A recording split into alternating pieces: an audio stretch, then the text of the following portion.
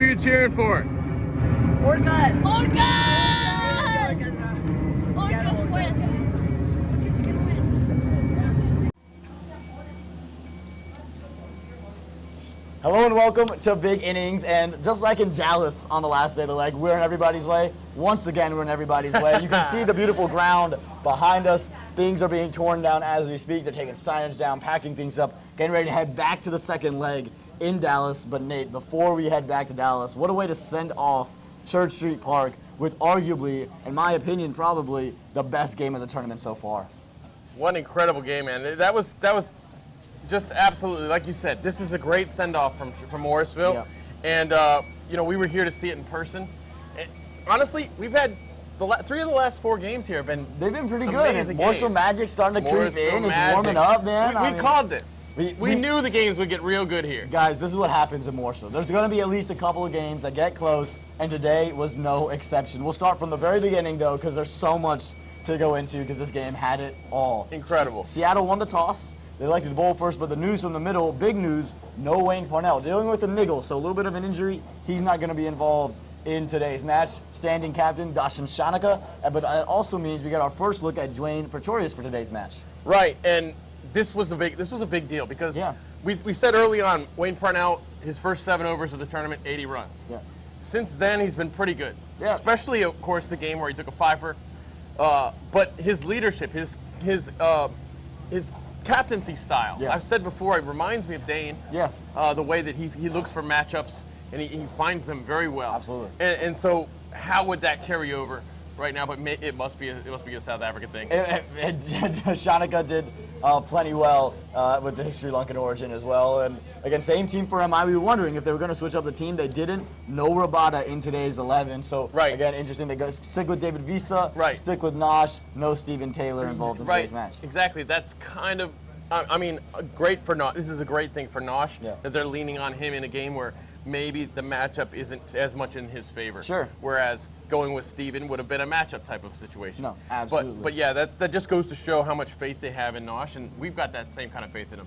Yeah, for sure. We love Nosh. Greatest smile. Yeah. Even today, he was just out there smiling, so you got to love that. But we also mentioned yesterday that the key for MINY, if they could replicate the start they had just a couple days ago, that team is really hard to beat. It's going to take something really special. They didn't quite get that, but they got a much better look than what they had for most of the tournament from Monak Patel and Cheyenne J and Gear. Right. They get to 3 overs, 21 for 1. There's some boundaries being struck. But the way Monak Patel got out, it's just cleverness and really good timing for Quinn DeCock on that stumping, huh? Oh, fantastic. Absolutely it was. And we had mentioned yesterday, we talked about how in order to beat, our buddy Joe was talking about how good New York looks right now on their day when they're firing. I think in order to beat them, you almost have to take 3 wickets in the power play. We talked about that yesterday. Yeah. They almost took 3 wickets in the power play. They almost did. You know, Imad Wasim, he took the first one to Monak Patel, and then Andrew Tai, he goes ahead and he gets Cheyenne J and Gear. So you get both the openers out. You get Nicholas Spudon in there, and then they send in Hamad Azam, who we didn't see in their win against Washington, right? They just went with Nicky P, and they went with Kyron Pollard. Hamad Azam gets in as well. Yeah. And, you know, Nicky P didn't waste any time getting going today. No, he didn't waste any time at all. He kind of picked up where he's kind of the last couple innings we've seen from him. Now that he's been firing. He's batting at 3, has a little bit more support from the top. He's been really special. When he's going, man, he is scary. And you can see some of the shots that are being played right now. It's unbelievable. He gets to a back-to-back 50s and really, really special time for him. Again, he was already at the top of his form, and to see the shots that he's playing right now are truly incredible with the way he's going. I mean, and the partnership he put on, not just with Hamad Azam, but then Hamad Azam gets out. The partnership he goes with with Kyron Pollard as captain. They take them from 65 for 3 to after 6.5 to 132 for 4 after 13. So it set a huge platform for them to go off of. Absolutely. It was almost getting to a point where if you don't get Puran out now, you're not winning the game. Yeah. It really did. It almost got to that point. When you look back, and he scored 68 runs, he got out on the 5th ball of the 13th over, and they pretty much did get him out just in time. Yeah, just in time, because 132 for 4 after 13, I had fans in front of me saying, man, they're going to get to 200. They're going to get to 220 maybe. It looked like they were getting to 220. Because both of those guys were hitting it. Kyron Pollard hit 109-meter six. And you still had Tim David in the shed? Tim David was still in the shed. After that Kyron Pollard six, someone was like, man, that's the biggest six I've ever seen. I was like, yo, clearly we're not here in 2021 when Bhaskar Yadro sent one to the tennis courts. Bhaskar Yadro's we're going to have to put a little plaque. Like they got Ken Griffey's little star out there at Camden Yards. Middle tennis court, we got to put we need a little statue of Bhaskar. That's what we need right there. Yeah. But again, Kyron Pollard batted well alongside Nikki P. Tim David in the wings, he was able to carry on alongside David Visa. That was fun because the scoreboard, both of them are going by David. So it's David and David batting. You're like, which one is which? Right. You have to make sure you know who you're looking at. And they're two relatively same size individuals. Well, they should have gone with Tim and then David, and then it would have been Tim David. That'd be hilarious. Then you would have known for sure. And it would have for both of the runs. It would have been great. Credit, yeah. And again, if you hear all this noise happening behind us, it's because everything is being closed down and shut down. So again, we're just lucky to get the show off today. Oh, we're really lucky to get the show going today. We wanted to do it a little early considering all the hustle and bustle. We want to get out of everyone's way, and somebody in our group has an early flight tomorrow. So we want to make sure that they get to their flight. But look at this team. I want to take a second and appreciate just how good this batting lineup is for MI New York. Yeah. You have Pooran. You have Hamad Azan. This is from 3 down. Yeah. Obviously, you have Jahangir and Monak Patel, who have been firing really well. Jahangir he looked like he was going to do pretty well today. Yeah, it looked like he was going to score a lot of runs. Yeah, and then you got Hamad Azam, you got Pooran, Hamad Azam, Kyron Pollard, Tim David, David Visa, Rashid Khan. You get to Nosh at number 10. Yeah. And then Trent Boult can still hit at 11. Both right? of them can still. All of them can still. That's what I'm saying. It's unbelievable batting. This lineup is great. Team. And we talked about it. This is a team that, yes, they have the middle lower order figured out. It's going to be about what happens at the top. Yeah. And now that the top is playing well, you can see them put up huge scores, and they do just that today. Yeah. 194 on the board, and it wasn't for a lack of good bowling. I mean, the bowling wasn't half bad. When you look at the stats that come off of it, look at Harmeet Singh. 2 wickets for him in 3 overs for 21 runs. Yeah. Kind of gave a send-off as well to Tim David, which was really interesting to see them get the heat in the battle. Ahmad Waseem gets 2 wickets in his 4 overs, a wicket for Cameron Gannon, and a wicket for Andrew Ty. But it was more about the masterclass of batting today than it was the struggles of bowling. Yeah, talking to some players and paying attention to what was transpiring in the game. There was definitely some Tim David was definitely playing some mind games with Harmeet, I believe. Okay. I believe he was trying to egg him on, trying to sledge him a little bit, trying to get into his head, and Harmeet got the last laugh. Well, speaking of laughs, Sana in the chat right here says, Nate's Paul the Octopus. You are an octopus, Nate. You are just going everywhere. Oh. I don't know exactly what Paul the Octopus is, but I know we talked about Peter Della Penna being an octopus, hands everywhere. Like I You're said, the octopus. I'm an octopus if an octopus was missing 6 arms. So yeah, it's Sana. Thanks for putting that out there. That's funny. But yeah, you did made them work for it. Sana says we made them work for it, but damn, they worked for it. And we're gonna get to how they worked for it right now. It was mighty fine. Again, you knew it was going to take a huge batting effort, and the opening pair was going to have to be good. Windcock started to get things going a little bit, hit a couple boundaries here and there. They took Trent Boult for another big over today, another 17-run over for Trent Boult. But Rashid Khan ends up getting Quinton de Kock's wicket. But the story to me for the opening, at least, was Noman Anwar. Just the consistency he's brought. Another 50 finally for Noman Anwar. We mentioned it yesterday. He might be the best batter, the best domestic batter in terms of consistency in the whole tournament. He hasn't. He didn't really click for that 50 until today, but he hasn't failed. He hasn't. No. He's always given you a start. He's always given you some runs at the start. And in the T20. 50s and 100s really don't mean a whole lot. I mean, obviously they mean a lot when you win. You know, it's you want to phase the game correctly with your batting, and you have to get through certain phases with a batter like Noman Anwar, who's at the top of the order. And the big thing for him is to get through that phase, which he's done almost every time. Yeah, and the big thing for me was Rashid Khan early on today was fantastic. You saw what he did with the ball, so much pressure. And you look at his economy today, you're going to look at stat sign, 4 overs, 41 runs, and be like, wow, he kind of got hit around. No. 28 of those runs came in 1 over, right? We'll get to that over later. Yeah. But for the first part, he gets Quinton de Kock. Then he goes and gets Jehan Jayasuriya. And now you're like, man, MI's right ahead of this thing. Yeah. Oh, no doubt. With the 2 early wickets there, with de Kock, who still we have yet to see a really, really great game from Quinton de Kock. Getting Jayasuriya early, big. But sometimes, if you're a team like Seattle and you're chasing what was a pretty big target, the sooner you can get a Heinrich Klaasen in the game, sometimes that's the better. I mean, Heinrich Klaasen was fantastic. Started off a little bit slower, though, because he was trying to rebuild, right? Lose 2 quick wickets of Quinn DeCock, of Shea and Jayasuriya, and so he's trying to build alongside Noman Almore. So they take things slow. They're behind on the run rate a little bit. And when you get there, things kind of flip to me in the 11th over. It's when the party got started. They jump from 86 for 2 to 101 for 3. They lose Noman Almore in that stretch, but they're able to score a lot of runs. Right. And then following that over, a key moment in the game, and what we're going to keep a close eye on, is the injury of Kieron Pollard. Kieron Pollard bowled an over, and it was a good over for New York. Then he goes to dive on the boundary, and he got up, he walked off of it, but he was down for a while, and there's a lot of questions going into the playoffs. We're going to hope the best for him, but to me that was a big moment in this match. Yeah, you don't want a star player, like, you don't want anybody to be out because of an injury, right? But it's important. Obviously, a player who is critical to their team. There are very few players as critical to their team as like a Kieron Pollard is to this particular team. When we've talked about the strength of their team, he's right in the middle of all that. No, absolutely, and not just what he did with the bat, what he does with the ball. Right, only one over bowled, and now you have to make up the overs because he's someone who can come in for if Ihsan Adil is a little struggling, he can come in there. If Visa's struggling, he can come in there. Yes. He's not going to bowl 4 overs of express pace. He's going to bowl 4 smart overs when he does. And he takes pace off it real well. Yeah. And he does it just enough to get to fool people. Yeah, and again, that to me was going to be a big loss as you keep moving down. But this was unbelievable from Noman Almore early. Yes. We mentioned Heinrich Klaasen. Right. This was his day. Guns were blazing. Guns were blazing. The game flew in Seattle's favor because he hits, we talked about that 24-run over. He hits Rashid Khan for 3 sixes and a 4 in that over and scores the first century of Major League Cricket. You can see the shots that are being played right now. He was hitting it all over the park to anybody and everybody. True. We have that Rashid Khan over going right now. Unbelievable striking from him. Yeah, just ridiculous. Like we've said before, Church Street Park, the innings often go in like 3 acts. Yeah. And the games, you can't walk away from the game here.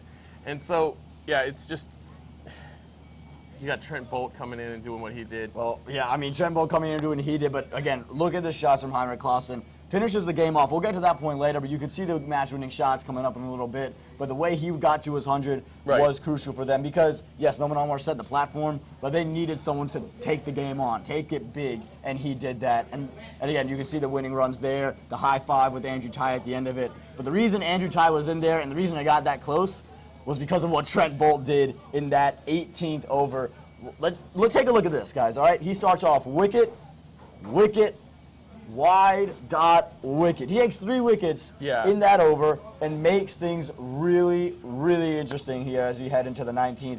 Trent Boult was fantastic. 4 on the day, 3 in the over in a real pressure situation. Oh, and I was standing over near the ownership of the Seattle when this was going down, when these wickets were, when he was on hat trick, and it was just, you see the sense everyone's saying, just keep the ball out, come on. Because at this point in the innings, the only chance, really the biggest chance that New York has is to take wickets. You got to get the whole team out at this point. They're running away with it. Klaasen is running away with it. So you have to get all the wickets in. And they were so close. They were so close. And when they got to the point where there were 2 balls left, 2 wickets in hand, I said, if Trent Boult can do this here, he's cemented himself in Major League Cricket. It doesn't matter what happens for the rest of the tournament. This is the best over we have seen in Major League, and we probably will ever see in any league across the face of the earth. Well, he's already a star, but who did cement their legacy in Major League Cricket today?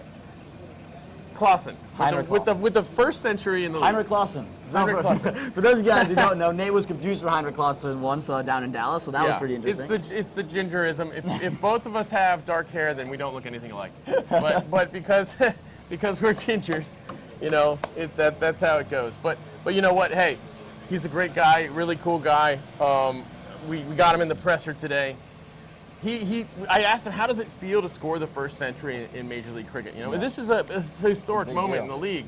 And for him, it was, no big deal. He basically downplayed it. He said, century or not, it was the winning runs for my team that mattered to me. And so there you go. Smith Patel from Crick Buzz compared him, I think it was him. Maybe it was Akalesh. No, Akalesh compared, that was it. Akalesh, I'm sorry, I know you're probably watching here.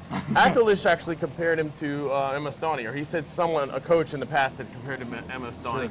And tonight was a really great example. He is the MS Dhoni of MLC right now. And to be fair for Seattle, they needed that, right? With Hetmeyer leaving, they needed someone to step up and find that role. And that's what Heinrich Klaasen did tonight. And I think they were waiting for that too. I think that's when they knew they were taking that right step into the direction to have that momentum carry them into the playoffs. Aaman and Nate's the 19th over. Goes for 10 runs, right? Not bad, but 2 4s hit there from Heinrich Klaasen. Yeah, they needed to go for less than that. Less than that, and then again, Nosh has to come in and bowl. And we love Nosh. Nosh is great, but is Nosh bowling if Kyron Pollard's still there? I don't think so. And that's a huge point, right? If you're a New York fan. I think use him in the power play, like he's been used in the power play. And you know, Nosh is terrific, but you're putting an awful lot on any spinner at Church Street Park in the 20th over of a chase. Yep, lights are coming down. You're putting a lot on any spinner here. It doesn't matter if it was Rashid Khan at this point. You know, it's obviously in general cricket. Regular cricket thinking will tell you don't put a spinner in the last over or the last 2 overs. No, for sure. And then Nosh gets 1 for Andrew Ty. 6 for Heinrich Klaasen, and that's all she wrote. Again, special night of Major League Cricket. It was exciting to see what happened today. We had an incredible chase. Wanted to see one of those, and they were chasing almost 200 runs. They chased 196 down. Intense. Klaasen 110. He moves to number 1 on the run leaders for Major League Cricket, which is insane. Trent Boult moves to first on the wicket takers. Cameron Gaines still sits at second. Putin is second in the runs. I mean, there's a lot to play for both personally and as a team, obviously, as we head to the second phase. There is, and for New York, they had the option. New York had the option of either being either winning today and clinching first place, or falling down to 4th. But they're still in the playoffs. So going into the playoffs, it's interesting that they're starting to fire right now the way that they are. You know, Klaasen jumping. Klaasen might be the player that's this tournament. You know. He's jumping up there because again, if he has another chase like this, he will most definitely be the player of the tournament just because of how skilled he's been, how good he's been. And again, if he can do this continued into now we go into Dallas, it's going to be really special. And now we have an update on the points table. Seattle, they stay at first. You have the Texas Super Kings at second with 6 points, Washington at third, and New York at fourth. Joe Hickey in the comments said, with the way MI are hitting right now, this might be a slight preview for the final, and it would be fantastic to see that. But speaking of previews for the final, we have a qualifier and an eliminator to go ahead and play. The eliminator will be played on Thursday in Dallas. It'll feature Washington and MI New York. These are 2 sides with 2 different ways of coming in here. The last time these 2 teams faced off, MI New York really handed it to Washington. MI New York, they got the openers to work. They didn't. For Washington, really didn't get the opening bowling they were looking for. I'm intrigued in what this matchup's going to bring. Yeah, 100%. These are both good matchups, if you ask me. The Washington versus New York matchup, and I think this is where it comes down to you want to win the toss first of all. But it'll be really interesting. I think New York matches up so well against Washington. Washington has batted so many righties. We talked before about how that could be a benefit for them against certain teams, but it's not a benefit for them batting wise against the New York team. So that's the trick there. It's Washington will have to do something tricky to beat this team because this New York team looks really solid right now. To me, they're batting so deep. It's going to be about taking wickets early, right? If you can get Putin and Pollard in there early, that's going to be the key for me. What you can do there, because again, we've seen it throughout the tournament. When Monang Patel and Shayan Jahangir, they get going, they can take the wickets. But if they can score the runs, they can build that partnership basically and solidify an innings.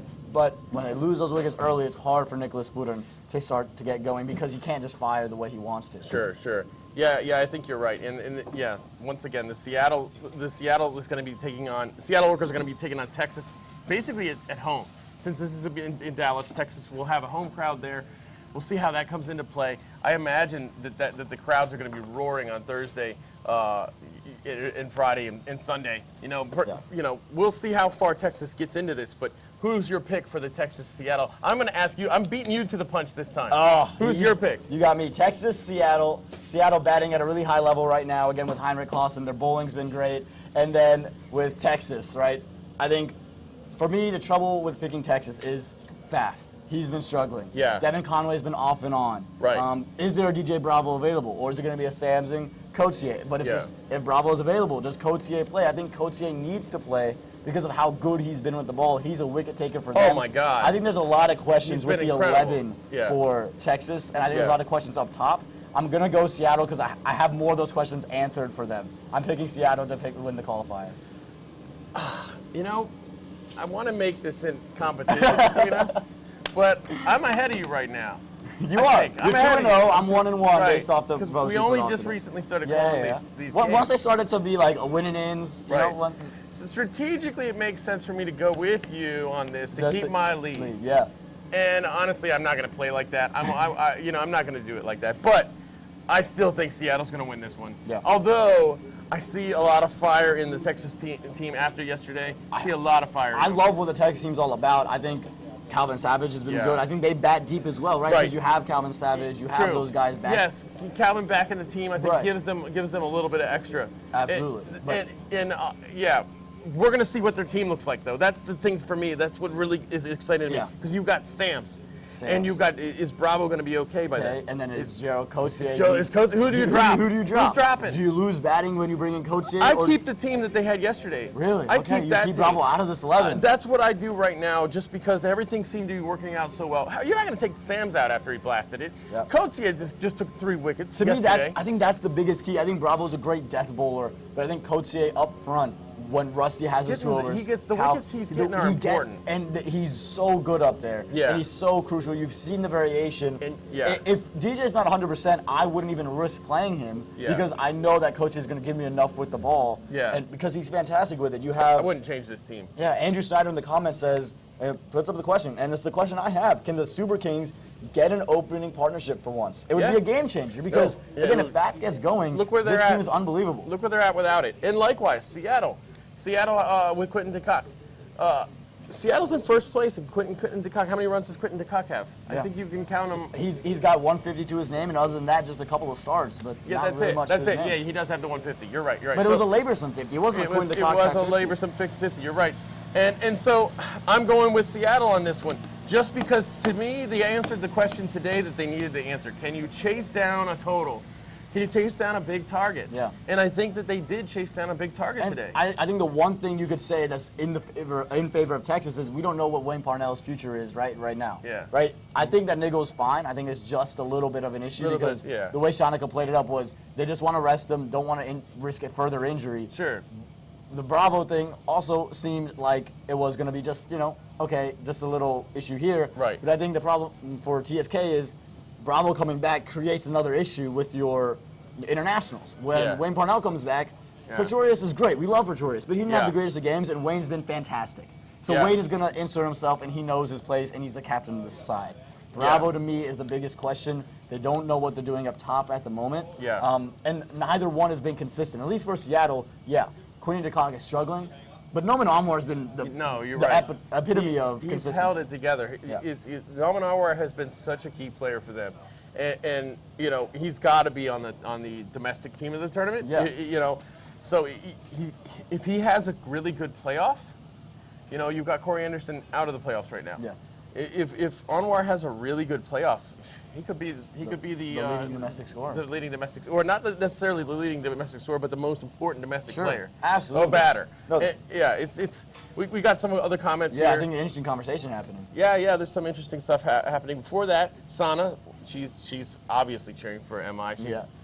I hear she's a really big Jahangir fan. Oh, really? I didn't know about that. Sana, just confirm that for us. All right, we're just speculating. So anyways, yes. She says they're going to bring it back. MI's going to bring it back. Boy, that would be something. The way that they started the tournament, the way they've turned things around. And we mentioned earlier, I think what it's turned out to be is I said before that the non-IPL teams have an advantage because they can put whatever they want on the field.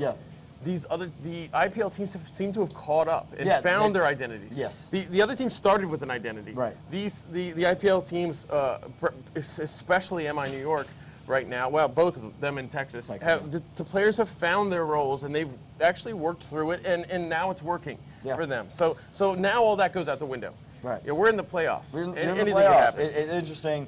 Rex also put in, it's pretty heartbreaking to lose the match due to one single fault in the fielding.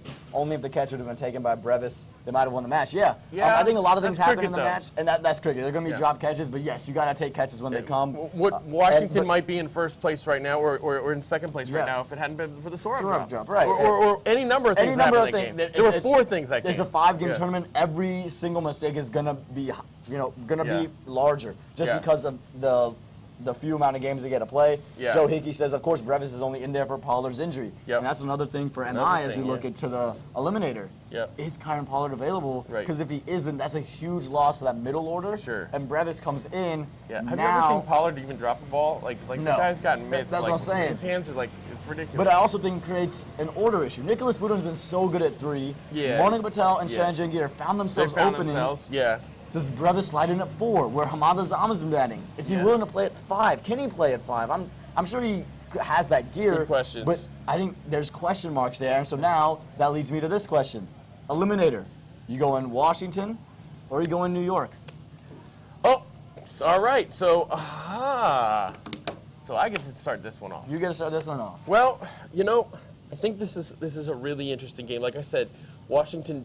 New York's bowling matches up good against Washington, I think, as far as matchups go, if they go with the team they have today. We don't know if they're going to do that, but I don't see why they wouldn't. But at the same time, Washington, they lost to New York in the last game. They did, and I think you can learn more from a loss than you can from a win. I think Washington's a very smart franchise. I think they got really good people in place. Their players are really heady. And I think that they're going to recollect. And I think Washington's going to win.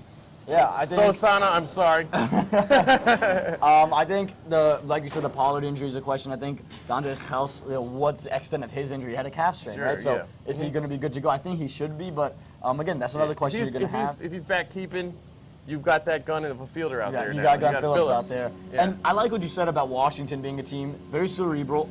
And they also got to try a lot of things out. They tried an Obis Pinar over, right? Didn't work out for them. But I think Obis also now, he has been over in Major League Cricket. Now he can learn from it. I think there's a lot of learning that could have been done by Washington. They've been in a lot of close games. They know how to play in close games. And for New York, the Pollard injury is one thing. And if he's not available, where does DeWald Brevis fit into this 11? I think their openers had their best game. Their absolute best game against Washington. Not even close, right? Oh, and when you see their openers do what they did against Washington, they're a scary team. They're a terrifying They're team. terrifying. The question becomes, can they do it again against Washington? Washington's going to come out with something different. Will they be able to adjust to that? Because, again, it's not like they've been very good all tournament long. They just started to find their footing, right? This is an interesting question, though. Do you bowl Sorab against these two openers? Guys and those 2 guys have played him. Maybe you could go with an Akil Hussain opening alongside a Marco Janssen. 2 guys they haven't seen, a spinner. You saw Ahmad Wasim cause trouble from Monak Patel. I think that's something you could look at because he's someone who would prefer pace on the ball. Maybe go in Akil Hussain early. I think they're going to come up with something different. I don't think you're going to expect the same Washington as you hear all the noise behind us. Again, they're wrapping things up. We're in everybody's way. And I got to make a pick here. And I'm going to go with you. I'm going Washington here because I think they have a lot of options to change things. I think with the way New York played against Washington, they went with a very good formula. Didn't rely on a lot of domestics, just the 2 up top. Other than that, Nash bowled in the power play, took some wickets. But it was, again, we apologize for the audio right now. We're just going to wait for this to pass by. But my God, look at the ground. Can you hear us?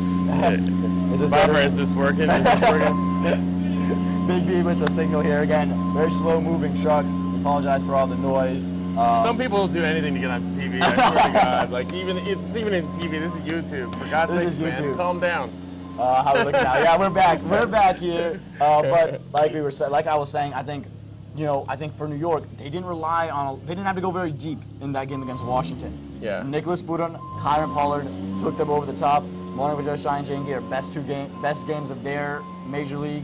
And then with the ball, it was about Boult, it was about Visa, it was about Rashid Khan. Nash was great. They didn't use Hamad Azam. They didn't use Ehsan Adil. To me, I think Washington's pieces have had more experience, and I think they're all going to come out with one game plan, very smart. I'm going Washington in this game. And I think, you know, you're going to see Washington take on Texas in that second elimination. I think that's going to be a great game, though. I think they're both. I think they're both going to be great. I think both. I don't think it's you know, a clear this side or that so side. hard. It's I think it's so I'm like close. 52-48 on that. For those of you who saw the Moaning Patel stumping, that's the margin we're talking about here, where it's what's on the line and barely anything is not behind it. All right, it's the barest of margins, like they say in the cricketing world. Yeah. I'm very, very intrigued. Andrew, nice point, Andrew. Yeah, he says a niche race is a good question. The funny thing about T20 in his limited fandom is the best team doesn't matter.